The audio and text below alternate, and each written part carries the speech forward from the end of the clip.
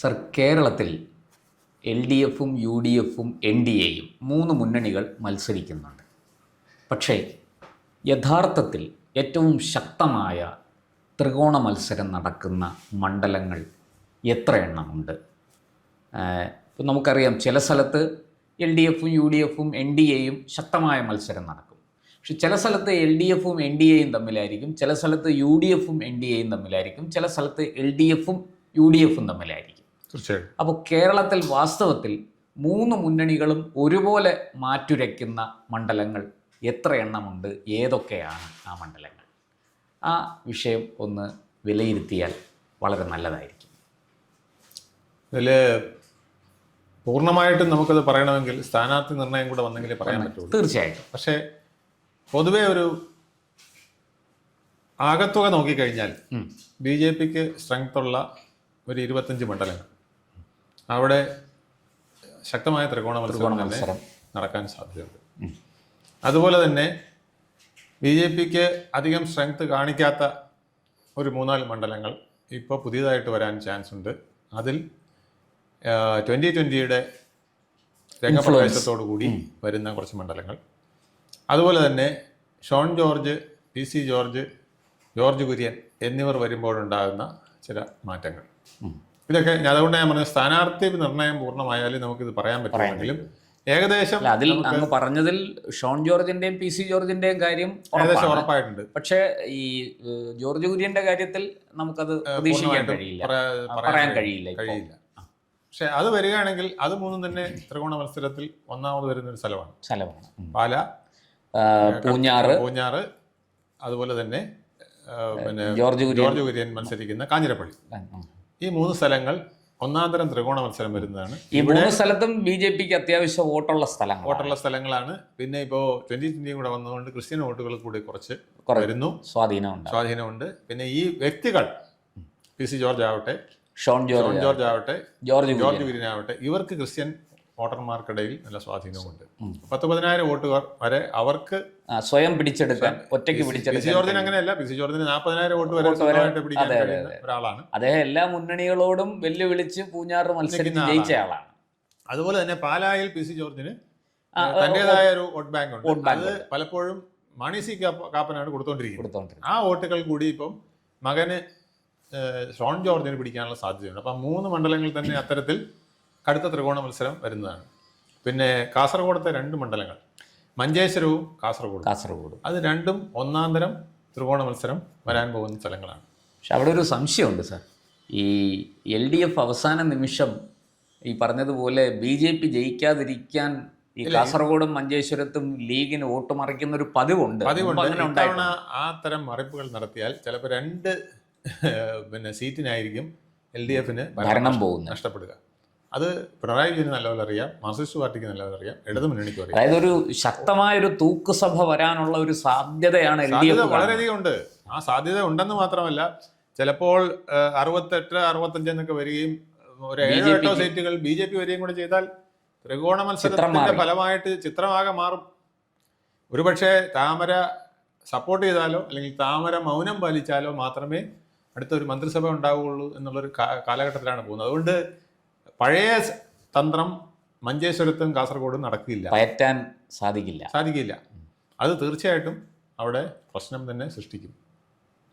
അതുപോലെ കോഴിക്കോട് മണ്ഡലം, കോഴിക്കോട് പിന്നെ സൗത്ത് മണ്ഡലം ത്രികോണ മത്സരം വളരെ ശക്തമായിട്ട് വരാൻ സാധ്യതയുള്ള ഒരു സ്ഥലമാണ്. അതുപോലെ തന്നെ പാലക്കാട്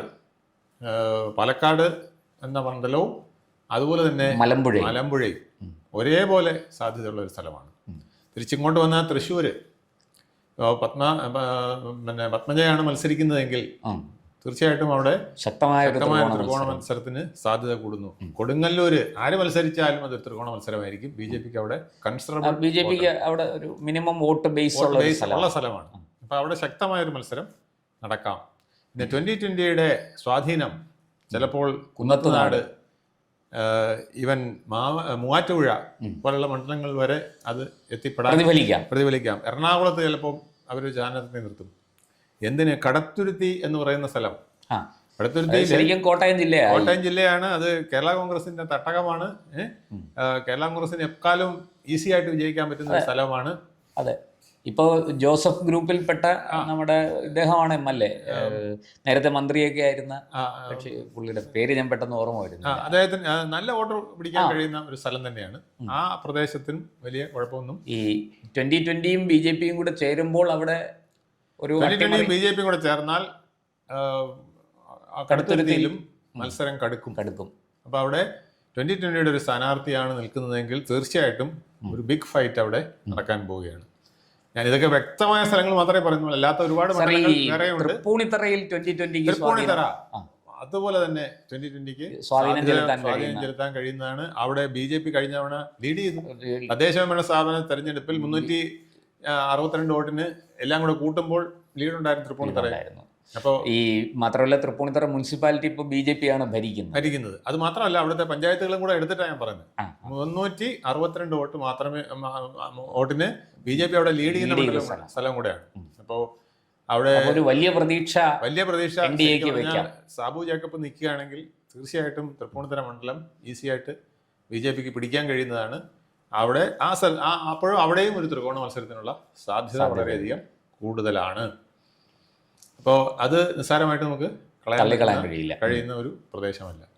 ഇനി ഇങ്ങോട്ട് വരുമ്പോൾ ചെങ്ങന്നൂർ, ആലപ്പുഴയിൽ അതുപോലെ തന്നെ കായംകുളം, കരുനാഗപ്പള്ളി, ഇത് രണ്ടിലും ത്രികോണ മത്സരത്തിന് സ്ഥാനാർത്ഥികളുടെ മികവും കൂടെ പ്രധാനമാണ്. ഇപ്പൊ കായംകുളത്ത് ശോഭാ സുരേന്ദ്രൻ പിടിച്ച വോട്ട് വേറെ ആള് നിന്നാ പിടിക്കണമെന്നില്ല. അതുകൊണ്ട് അവിടുത്തെ ത്രികോണ മത്സരം ആ സ്ഥാനാർത്ഥിയെ കൂടെ ആശ്രയിച്ചിരിക്കും. കരുനാഗപ്പള്ളിയും അതുപോലെ തന്നെയാണ്. BJP നിർത്തുന്ന സ്ഥാനാർത്ഥി കൊല്ലം ജില്ലയായി എങ്കിലും ഞാൻ പറയാണ് ആലപ്പുഴ ലോക്സഭാ മണ്ഡലത്തിൽ വരുന്നതാണ്. ഒരു ചെങ്ങന്നൂർ അതുപോലത്തെ ചെങ്ങന്നൂർ വളരെ പണ്ട് തൊട്ടേ BJPക്ക് സ്വാധീനമുള്ള ടൈറ്റ് ഫൈറ്റിനുള്ള ഒരു ചാൻസ് ഉള്ള മണ്ഡലം. ചെങ്ങന്നൂർ, ചങ്ങനാശ്ശേരി പോലും ഇത്തവണ അങ്ങനെ വരുന്നു എന്നുള്ളതാണ്. ഏറ്റുമാനൂർ അതുപോലെ വരുന്നു എന്നുള്ളതാണ്. ത്രികോണ മത്സരത്തിന് വളരെ സാധ്യതയുള്ള രീതിയിലേക്ക് വരാൻ പോവുകയാണ് ഈ മണ്ഡലങ്ങൾ. ഏറ്റുമാനൂർ ഇതൊക്കെ ഈ ചെങ്ങന്നൂരിന് തൊട്ടടുത്ത് കിടക്കുന്ന മണ്ഡലമാണ് പത്തനംതിട്ട ജില്ലയിൽപ്പെടുന്ന ആറന്മുളയിലും ഒരു നല്ല രീതിയിൽ പെർഫോം ചെയ്യുന്നതാണ്. ആറന്മുളയിലും ഇത്തവണ മികച്ച ഒരു സ്ഥാനാർത്ഥിയെ നിർത്തുകയാണെങ്കിൽ ത്രികോണ മത്സരം ഉറപ്പാണ്. പിന്നെ നമ്മൾ കോട്ടയം ജില്ലയിൽ നമ്മൾ പറഞ്ഞ മറ്റ് പാല, കടുത്തുരുത്തി, പൂഞ്ഞാറ്, കാഞ്ഞിരപ്പള്ളിയിലെ സ്ഥാനാർത്ഥി പ്രധാനമാണ്. ജോർജ് കുര്യൻ ആണെങ്കിൽ ആ ഒരു ഫൈറ്റിംഗ് സ്പിരിറ്റിനുള്ള. നേരത്തെ വൈക്കം മണ്ഡലത്തിൽ BJPയുടെ അന്ന് BDJസിന്റെ സ്ഥാനാർത്ഥിയാണ് നീലകണ്ഠൻ മാഷ്. നല്ല വോട്ട് പിടിച്ചൊരു സ്ഥലമാണ്. മാത്രമല്ല എനിക്ക് വ്യക്തിപരമായിട്ട് അറിയാം, വൈക്കത്ത് നല്ല രീതിയിൽ RSS വർക്ക് ഉള്ള ഒരു സ്ഥലമാണ്. ഇപ്പോൾ അത് വളരെ കൂടിയിട്ടുണ്ട്. RSSന് വലിയ രീതിയിൽ സ്വാധീനം വൈക്കത്തുണ്ട്. അപ്പോൾ വൈക്കത്ത് നമുക്ക് ആ ഒരു അർത്ഥത്തിൽ ഇതെല്ലാം സ്ഥാനാർത്ഥി വളരെ പ്രധാനമാണ്. പക്ഷെ വൈക്കത്ത് ഞാൻ മനസ്സിലാക്കുന്നത് ശരിയാണെങ്കിൽ കോൺഗ്രസ് കുറച്ച് ദുർബലമാണ്. വൈക്കത്ത് വളരെ ദുർബലമാണ്. അവിടെ CPI വളരെ മുന്നിട്ട് നിൽക്കുന്ന CPMന് അതുപോലെ തന്നെ പഴയകാല RSPക്ക് ഒക്കെ സ്വാധീനമുള്ള ഒരു മണ്ഡലമാണ്. തീർച്ചയായിട്ടും അവിടെ പിന്നെ PS ശ്രീനിവാസന്റെ ഒക്കെ തട്ടകമാണ്. അപ്പൊ അവിടെയൊക്കെ CPIക്കൊക്കെ നല്ല അവിടെ ഇപ്പോ ശരിക്കും പറഞ്ഞാൽ ഈ ഇടതുപക്ഷവും BJPയും നേർക്കുനേർ ഒരു കാഴ്ചയാണ്. അതിൽ കോൺഗ്രസ് ഒരു കോൺഗ്രസ് മികച്ച സ്ഥാനാർത്ഥിയൊക്കെ നിർത്തിയാൽ ത്രികോണ മത്സരമോ അല്ലെങ്കിൽ അല്ലാതെ വന്നാൽ കോൺഗ്രസ് വോട്ടുകൾ രണ്ട് സ്ഥലത്തേക്കും പോകുന്ന ഒരു അവസ്ഥയും ചിലപ്പോൾ വരാം. ഇടത് BJP മുന്നണികളിലേക്ക് മാറിപ്പോകുന്ന അവസ്ഥയും അവിടെ സംഭവിക്കും. അല്ല, ഈ ഇപ്പോഴത്തെ ഒരു ഭരണവിരുദ്ധ വികാരം പരമാവധി മുതലെടുക്കാൻ കോൺഗ്രസ് ശ്രമിക്കും. അതുകൊണ്ട് തന്നെ നേരത്തെ അങ്ങ് മഞ്ചേശ്വരത്തിന്റെയും കാസർഗോഡിന്റെയും കാര്യത്തിൽ LDF സ്വീകരിക്കുന്ന ഒരു നയം, അതായത് ഇത്തവണ ക്രോസ് വോട്ട് ചെയ്യില്ല എന്ന ഒരു സാധ്യത നമുക്ക് അവിടെ കാണാം. അപ്പോൾ അതുപോലെ തന്നെ വൈക്കത്തും ഒക്കെ സംഘടന ഇച്ചിരി ദുർബലമാണ്. ഇപ്പൊ നമ്മളെ നിയമത്തിന്റെ കാര്യം പറഞ്ഞല്ലോ, നിയമത്ത് കോൺഗ്രസ് ദുർബലമാണ്. താഴെത്തട്ടിൽ ബൂത്ത് തലത്തിൽ കാര്യമായ പ്രവർത്തനങ്ങളില്ല. പക്ഷെ തൊട്ടടുത്ത് വട്ടിയൂർക്കാവ് മണ്ഡലത്തിൽ അങ്ങനെയല്ല, ശക്തമായ പ്രവർത്തനമുണ്ട് കോൺഗ്രസിന്. പക്ഷെ എങ്കിലും അവർ ഒരു മികച്ച സ്ഥാനാർത്ഥിയെ ഇവിടങ്ങളിൽ നിയോഗിക്കും എന്നുള്ള കാര്യം തീർച്ചയായും സംശയമില്ല. അപ്പൊ അതുപോലെ തന്നെ മത്സരം പത്തനംതിട്ടയിൽ ഒരു കാര്യം നമ്മൾ കോന്നിയിലും മികച്ച സ്ഥാനാർത്ഥി നിൽക്കുകയാണെങ്കിൽ ഒരു ത്രികോണ മത്സരത്തിനുള്ള കളം ഒരുങ്ങും. അവിടെ അടൂർ പ്രകാശ് അതിനുവേണ്ടി വളരെയധികം ശ്രമിക്കുന്നുണ്ട്. അതെ, അടൂർ പ്രകാശ് നിൽക്കുകയാണെങ്കിൽ അദ്ദേഹത്തിന് വിജയ സാധ്യത അല്പം കൂടുതലുമാണ്. പക്ഷെ BJP ഒരു മികച്ച സ്ഥാനാർത്ഥി അവിടെ നിയോഗിച്ചാൽ നേരത്തെ എനിക്ക് തോന്നുന്നു സുരേന്ദ്രൻ മത്സരിച്ചതാണ്. അതുപോലെ ഒരു മികച്ച സ്ഥാനാർത്ഥി വരികയാണെങ്കിൽ മത്സര സാധ്യത ത്രികോണ മത്സരമായിട്ട് മാറുന്നു. ഇവിടെയൊക്കെ LDF UDF ആര് ജയിക്കുമെന്നുള്ളത് വലിയ പ്രധാനമാണ്. ഇപ്പൊ എല്ലാത്തിലും നമ്മൾ ഈ പറഞ്ഞ 25 അല്ലെങ്കിൽ 30 സീറ്റുകളിൽ BJP ജയിക്കുമെന്നല്ല ഞാൻ പറഞ്ഞത്. BJP കൂടെ അവിടെ വരുമ്പോൾ ആര് ജയിക്കണം BJP പിടിക്കുന്ന വോട്ടായിരിക്കും നിർണ്ണയിക്കാൻ പോകും. അത് ഒന്നാമത്തെ കാര്യം. രണ്ടാമത്തെ കാര്യം, ആറ്റിങ്ങൽ ലോക്സഭാ BJP 2ാം സ്ഥാനത്ത് വരുന്ന ചില മണ്ഡലങ്ങൾ ഇതിനകത്തുണ്ട്. അപ്പൊ 3ാം സ്ഥാനത്തേക്ക് വരെ ചിലപ്പോൾ LDF UDF പോകാൻ സാധ്യതയുണ്ട് ചില മണ്ഡലങ്ങളിൽ. അങ്ങനെയും വരാവുന്ന സാധ്യതയുണ്ട്. അതുപോലെ അടൂര് മികച്ച സ്ഥാനാർത്ഥി BJP നിർത്തുകയാണെങ്കിൽ അതും ത്രികോണ മത്സരത്തിനുള്ള ഒരു കളം ഒരുങ്ങുന്ന സ്ഥലമാണ്. അടൂരിലും BJPക്ക് വോട്ടുണ്ട് എന്നാണ് ഞാൻ മനസ്സിലാക്കിയത്. നേരത്തെ കഴിഞ്ഞ തവണ അവിടെ ഉണ്ട്, മുനിസിപ്പാലിറ്റി തീർച്ചയായിട്ടും ഉണ്ട്. അവിടെ പിന്നെ LDF ഇപ്പോഴത്തെ ഇത് വെച്ചിട്ട് ഒരു 400 ചില്ലാൻ വോട്ടിനാണ് LDF ഇപ്പം ലീഡ് ചെയ്ത് നിൽക്കുന്നത്. സോറി, UDFന്റെ ലീഡ്, UDFന്റെ ലീഡ് ഉള്ള സ്ഥലമാണത്. ഇപ്പം ഈ തദ്ദേശ തെരഞ്ഞെടുപ്പിന്റെ വോട്ടുകൾ വെച്ച് നോക്കിയാൽ 400 ചില്ലാൻ വോട്ടിന്റെ ലീഡ് UDFനുണ്ട്. അവിടെയും BJP കൂടെ വന്നു കഴിഞ്ഞാൽ ഒരു ത്രികോണ മത്സരം വരികയും വല്ലാത്തൊരു ഫൈറ്റ് അവിടെ നടക്കാൻ സാധ്യതയുണ്ട് എന്നുള്ളതാണ്. ഇനി ഇങ്ങോട്ട് പിന്നെ വന്നു കഴിഞ്ഞാൽ കൊല്ലം മണ്ഡലം, അതുപോലെ തന്നെ കൊല്ലത്ത് BDJS ആയിരിക്കും മത്സരിക്കുന്നത്. നല്ല സ്ഥാനാർത്ഥിയാണെങ്കിൽ തീർച്ചയായിട്ടും മുമ്പ് 2016 കുട്ടനാട് BJP പിന്നെ BDJSന്റെ ഒരു നല്ല സ്ഥാനാർത്ഥി നിൽക്കുകയാണെങ്കിൽ പിക്ചർ വളരെ മാറി. അത് തുഷാർ വെള്ളാപ്പള്ളിയെ നിർത്താൻ ഒക്കുമെന്നാണ് BJP നോക്കുന്നത്. കുട്ടനാട് തുഷാർ വെള്ളാപ്പള്ളിയാണ് നിൽക്കുന്നതെങ്കിൽ അവിടെയും ത്രികോണ മത്സരമാണ്. അപ്പൊ അവിടെയും LDF ആണോ UDF ആണോ BJP ആണോ ജയിക്കുന്നത് എന്നുള്ളൊരു ചോദ്യം വരുന്ന മണ്ഡലമാണ്. പിന്നെ ഇങ്ങോട്ട് വന്നു കഴിഞ്ഞാൽ നമുക്ക് പറയാവുന്നത് ചാത്തന്നൂർ, കൊല്ലത്ത് അതുപോലെ പ്രധാനപ്പെട്ട ഒരു മണ്ഡലമാണ്. ത്രികോണ മത്സരം തന്നെ നടക്കാവുന്ന ഒരു സ്ഥലമാണ്. ഇതിന് ആറ്റിങ്ങൽ ഇപ്പം മോശമല്ല. BJP സംബന്ധിച്ചിടത്തോളം നല്ല സ്ഥാനാർത്ഥിയെ നിർത്തിയാൽ ആറ്റിങ്ങൽ ഒരു ടൈറ്റ് ഫൈറ്റ് ത്രികോണ മത്സരത്തിന് സാധ്യതയുണ്ട്. പക്ഷെ സാർ, ആറ്റിങ്ങലിൽ കോൺഗ്രസ് പിന്മാറിയിട്ട് അവിടെ RSPക്കാണ് കൊടുക്കുന്നത്, ഘടകകക്ഷിയായി. കഴിഞ്ഞ തവണ ഈ RSP മത്സരിച്ചത് കൊണ്ട് തന്നെ LDFന് അനായാസേന ജയിക്കാനായി. അതാണ് ത്രികോണ മത്സരം എന്ന് പറഞ്ഞത്. അതാണ് ഞാൻ പറഞ്ഞത്, ത്രികോണ മത്സരം എന്ന് പറഞ്ഞുകൊണ്ട് കാര്യമില്ല. നിലവിലെ ശക്തമായ ത്രികോണ മത്സരം പറയണമെങ്കിൽ ശക്തമായ 3 കാൻഡിഡേറ്റ്സ് വേണം. അല്ലാതെ BJPക്ക് ഇത്ര വോട്ടുണ്ട് അല്ലെങ്കിൽ LDFന് ഇത്ര വോട്ടുണ്ടെന്ന് പറഞ്ഞുകൊണ്ട് മാത്രം ആ വോട്ടുകൾ അങ്ങനെ നിൽക്കണമെന്നില്ല. ഇപ്പൊ ശോഭാ സുരേന്ദ്രൻ കഴിഞ്ഞ തവണ പിടിച്ച വോട്ടുകൾ ഇത്തവണ നമുക്ക് പിന്നെ കായംകുളത്ത് BJPയുടെ വേറൊരു സ്ഥാനാർത്ഥി കിട്ടണമെന്നില്ല. അപ്പം അങ്ങനെയുള്ള ചില നിർണായകമായ കാര്യങ്ങളും കൂടി. അതാണ് ഈ സ്ഥാനാർത്ഥി നിർണയത്തിൽ BJP ഇത്തവണ വളരെയധികം സൂക്ഷിക്കുന്നത്. ചില സർപ്രൈസിങ് കാൻഡിഡേറ്റ്സിനെ അവർ ഇറക്കും എന്ന് പറയുന്നുണ്ട്. അങ്ങനെയൊക്കെ വന്നാൽ മാത്രമേ ഈ പറഞ്ഞ സ്ഥലങ്ങളിലൊക്കെ ആലപ്പുഴ, എറണാകുളം, തൃശ്ശൂർ ജില്ലകളിലൊക്കെ നമ്മൾ എടുത്തു നോക്കിയാൽ വലിയ രീതിയിൽ ഈഴവ വോട്ടുകൾ BJPയിലേക്ക് വന്നിട്ടുണ്ട്. ഇവിടെ എല്ലായിടത്തും നമ്മൾ നോക്കിയാൽ ശരാശരി 30,000 വോട്ടുകൾ, ഏറ്റവും മോശമായ ചില മണ്ഡലങ്ങളിൽ പോലും 30,000 വോട്ടുകൾ BJPക്ക് ഉണ്ടെന്നുള്ളതാണ്. 30,000 വോട്ട് നിസ്സാരമല്ല.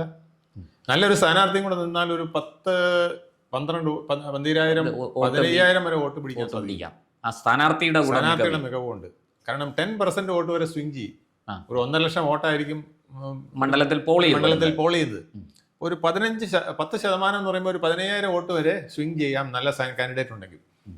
ആ 15,000 വോട്ടെന്ന് പറഞ്ഞാൽ നിർണ്ണയം 30,000 വോട്ട് ബേസ് ഉണ്ടെങ്കിൽ അത് 40,000 ഒക്കെ ആകുമ്പോൾ വലിയ ഡിഫറൻസ് ആണ്. 40,000-ന് മുകളിലാണ് വോട്ടെങ്കിൽ വിജയസാധ്യതയുണ്ട് BJPയുടെ സ്ഥാനാർത്ഥിക്ക്. അങ്ങനെയുള്ള മണ്ഡലങ്ങളുണ്ട്. പിന്നെ പൊതുവേ ഇപ്പം ഞാൻ നോക്കിയിട്ട് ആലപ്പുഴ, കൊല്ലം, തിരുവനന്തപുരം വരുമ്പോൾ അവിടെ വലിയൊരു ടൈറ്റ് ഫൈറ്റിന് തന്നെ ചാൻസ് വരികയാണ് ഈ 3 ജില്ലകളിൽ. കാരണം ഇവിടുത്തെ തിരുവനന്തപുരത്ത് നമ്മൾ പ്രത്യേകിച്ച് കൃത്യമായിട്ട് ഞാൻ പറഞ്ഞില്ലേ, ആറ്റിങ്ങൽ ഉൾപ്പെടെ tight fight, Chirayinkeezhu,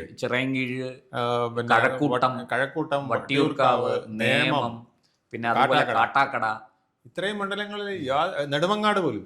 Nedumangad VV Rajesh ഒക്കെ നിന്നപ്പം അവിടെ 40,000 വോട്ട് അവിടെ ഈസി ആയിട്ട് മണ്ഡലത്തിലുണ്ട് അവർക്ക്. അപ്പൊ ഞാൻ പറഞ്ഞില്ലേ, നല്ലൊരു സ്ഥാനാർത്ഥിയും കൂടെ ആണെങ്കിൽ ഒരു 10,000 വോട്ടോ മറ്റോ മാറ്റി 50,000-ലേക്ക് അത് എത്തിച്ചാൽ 1,50,000 വോട്ടാണ് ചെയ്യുന്നതെങ്കിൽ ചിലപ്പോൾ ചെറിയ വോട്ടിന് ജയിച്ചു പോകാനുള്ള സാധ്യതകളുള്ള സ്ഥലമാണ് നെടുമങ്ങാട്. അപ്പം ഇങ്ങനെ നോക്കിക്കഴിഞ്ഞാൽ ഒരു 35 മണ്ഡലങ്ങളിലേക്ക് ത്രികോണ മത്സരം വരികയാണ്. നിയർലി 35 കോൺസ്റ്റിറ്റ്യുവൻസീസ് അങ്ങനെ വരികയാണ്. ഇത് കേരളത്തിൽ ഇന്നേ വരെ ചരിത്രത്തിൽ ഉണ്ടാകാത്ത ഒരു സംഭവമാണ്. ഇവിടെയാണ് ഈ ഒരു പോളറൈസേഷൻ നിൽക്കുമ്പോൾ ഉള്ളൊരു പ്രത്യേകത. ഈ പോളറൈസേഷൻ പൊളിക്കാനാണ് പിണറായി വിജയൻ ഇപ്പം ശ്രമിച്ചുകൊണ്ടിരിക്കുന്നത്. അതിനാണ് മോദിക്കെതിരെയും നാഷണൽ ഹൈവേക്കെതിരെയും കഴിഞ്ഞെന്നൊക്കെ പറഞ്ഞ് വിവാദങ്ങൾ ഉണ്ടാക്കുന്ന ഇതിനാണ്. കാരണം കുറച്ച് റിയാസിനെ മുന്നിൽ നിർത്തി ഒരു ഇരവാദം കളിക്കുകയാണ്.